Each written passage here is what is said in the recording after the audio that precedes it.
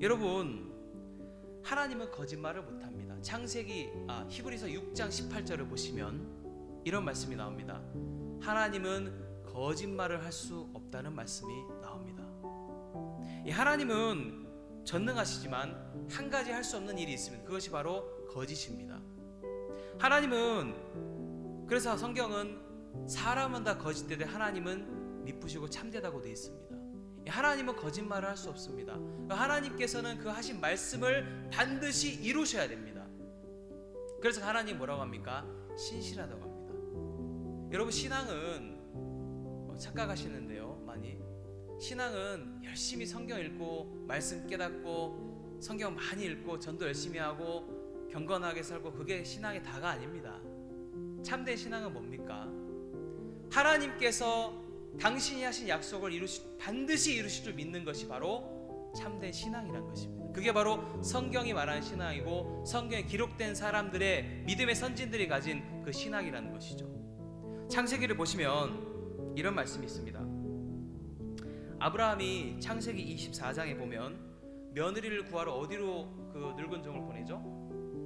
밧단 아람으로 보내죠. 그렇죠? 맞습니까? 그건 비단 아브라함뿐만 그런 것이 아니라 아브라함의 아들 이삭도 자기 며느리를 구할 때 밧단 아람으로 보냅니다. 왜 그랬을까요? 이삭은 그 아들 에서가 가나안 여인을 아내로 맞이했을 때 굉장히 불쾌해합니다. 여러분, 가나안 여인이 못생겼을까요? 예? 가나안 여인들은 건강이 안 좋아서 불쾌했을까요? 이삭이 그 아들 에서가, 장자 에서가 가나안의 여인을 구했을 때 굉장히 기분 나빠합니다. 불쾌해하고요, 마음에서 싫어합니다.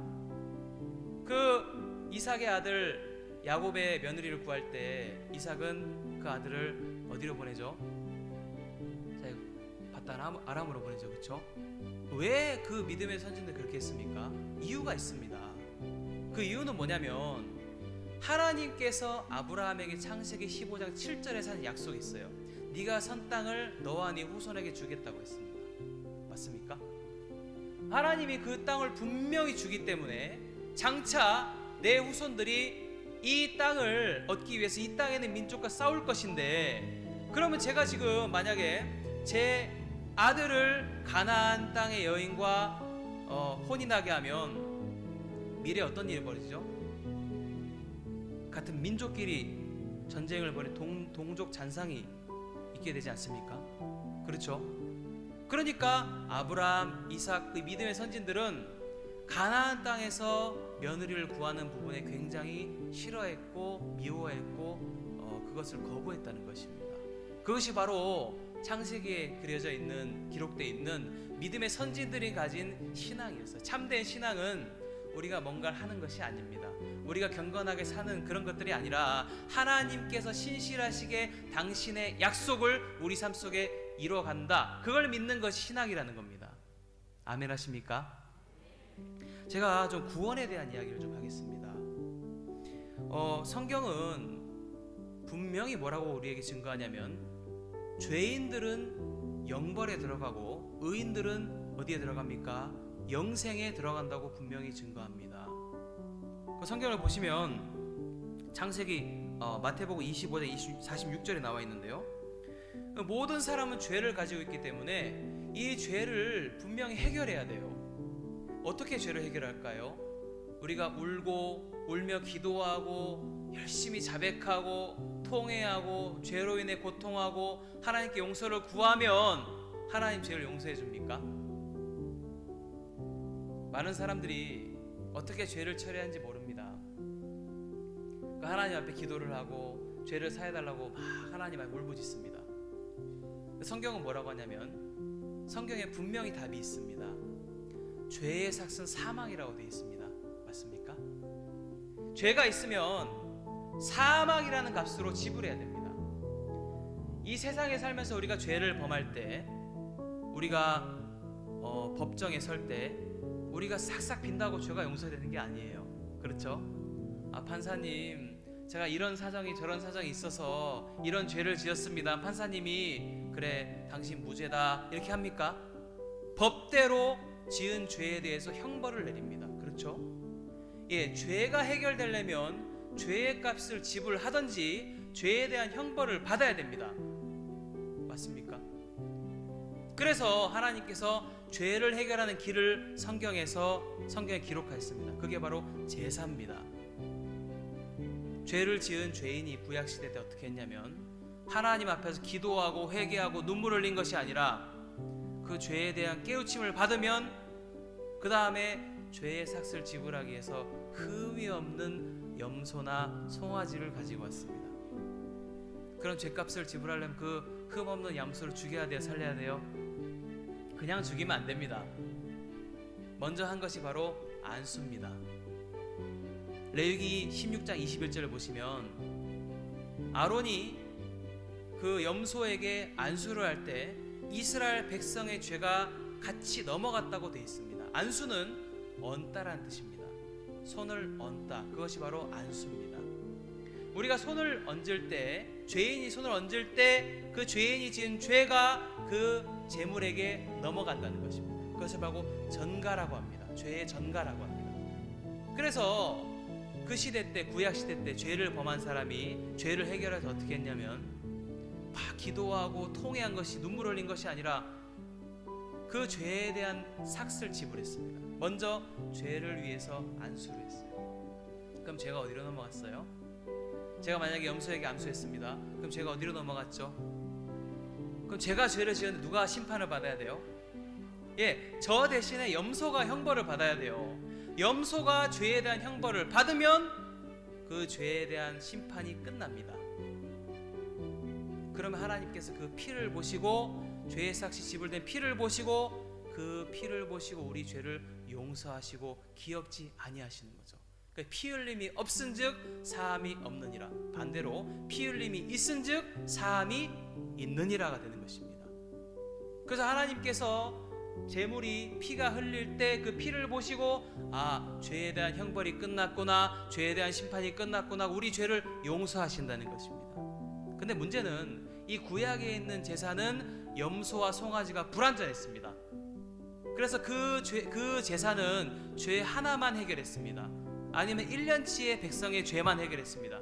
하나님 그래서 우리 세상의 모든 죄를 해결하기 위해서 예수 그리스도를, 하나님의 어린 양을 2000년 전에 이 땅에 보냈습니다. 그 다음 어떻게 했죠? 이사야 56장 보겠습니다. 이사야 56장 53장입니다. 죄송합니다. 53장 6절입니다.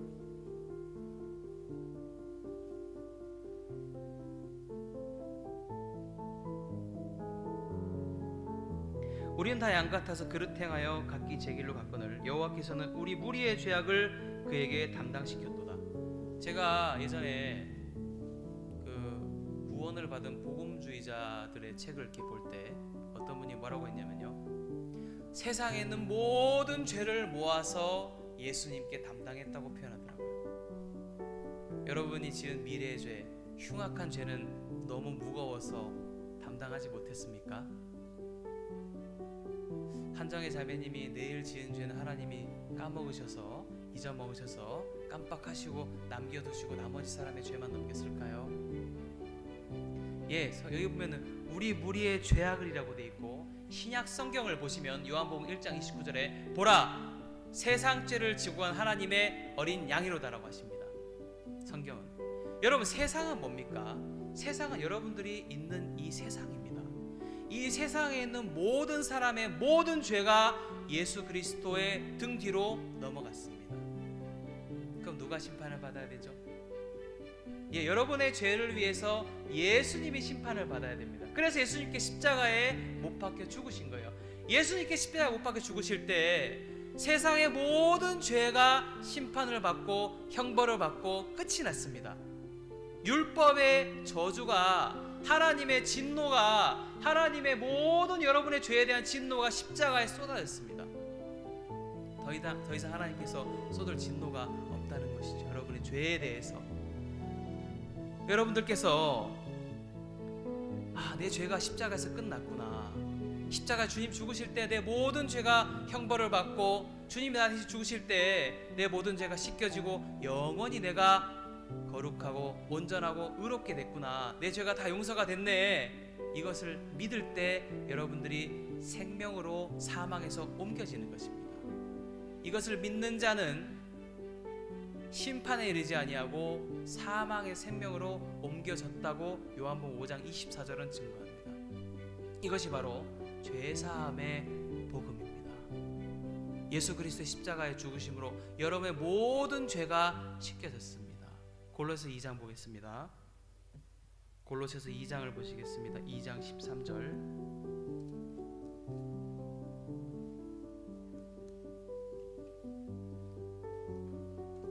신약성경 골로새서 2장입니다. 빌립보서 뒤에 있습니다. 또 너희의 범죄와 육체의 모할례로 죽었던 너희를 하나님이 그와 함께 살리시고 우리에게 모든 죄를 사하시고, 여기 모든 죄라고 되어 있습니다. 흉악한 죄, 큰 죄, 작은 죄, 자범죄, 원죄, 그런 거 없어요. 성경에 모든 죄가 예수님 십자가에 죽으실 때 씻겨진 겁니다. 여러분 요한복음 5장을 보시면 너무 놀라운 말씀이 있어요. 예수님께 38년의 병자를 보시고 병이 오래된 줄 아시고 네가 낫고자 하느냐라고 묻습니다. 그때 병자가 뭐라고 합니까? 얘 낫고 싶은데 내가 못에 가다가 다른 사람이 먼저 들어갑니다. 나를 못에 넣어줄 사람이 없습니다. 근데 주님이 이렇게 말씀하시죠. 뭐라고 하시죠? 일어나 네 자리를 들고 걸어가라. 너무 놀라운 건 성경은 뭐라고 돼 있어요? 일어나 네 자리를 들고 걸어가라 했을 때 이미 성경은 나았다고 돼 있습니다. 예수님 말씀이 선포될 때 이미 병자는 나았습니다. 이미 나았고요. 이 병자가 이 말씀을 믿는 믿음으로 일어나냐, 아니면 자기 생각을 믿고 주저앉아 두 가지 길이 있다는 것입니다. 하나님 빛이 있으라고 했습니다. 그 다음 빛이 있었습니다. 하나님 말씀하신 그대로 됐습니다. 하나님께서 예수님께 죽으실 때 다 이루었다고 하셨죠. 그때 하나님은 모든 죄를 용서하시 예수님께서 구원을 이루신 것입니다. 누구든지 이 말씀을 믿으면 사망의 생명으로 옮겨지고 믿음으로 거듭나는 것입니다.